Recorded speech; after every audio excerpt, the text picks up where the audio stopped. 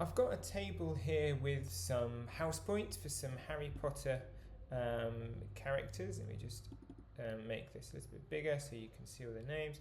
And these are the house points that they scored across 3 terms. And we're going to do some functions now, some basic functions to work out their totals, the average, some minimums, some maximums, and so on. So in this cell here, I want to work out what the sum is of these 3 cells here. So B2, C2, and D2. So to do that, up here, I'm going to write equals, and then sum. Oh, Google Sheets is really, really clever. I think, yeah, even when I just wrote the equal sign, it came up with what it thinks, as like an autofill, what it thinks I'm going to be doing here, which is right. I am going to be doing a sum.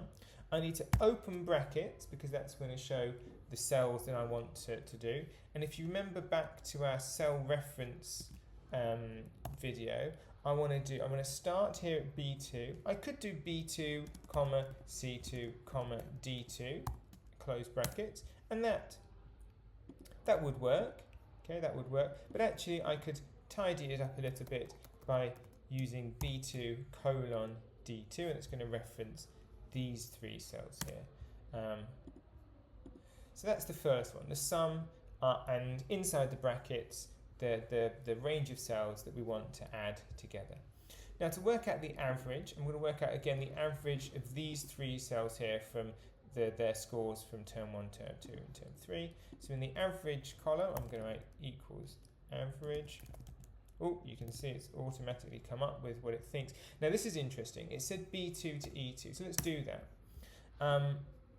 Now it's telling me the average for Harry Potter across the 3 terms is 34.5. Now if you know anything about maths, you should be spotting there's a mistake here, because 23, add 26, add 20, divided by 3, that's not going to give me 34.5. So there's a mistake. The autofill has suggested to me the wrong cell references. And that's why it's really important that we do just check, because it's included the total here, and that total is going to completely throw off this data. So you need to just make sure that it is referencing the right cells. So the average, again, we're just going to use the average keyword here, open brackets, and then the cells that we want to average. Now minimum is going to show me the lowest value in that range.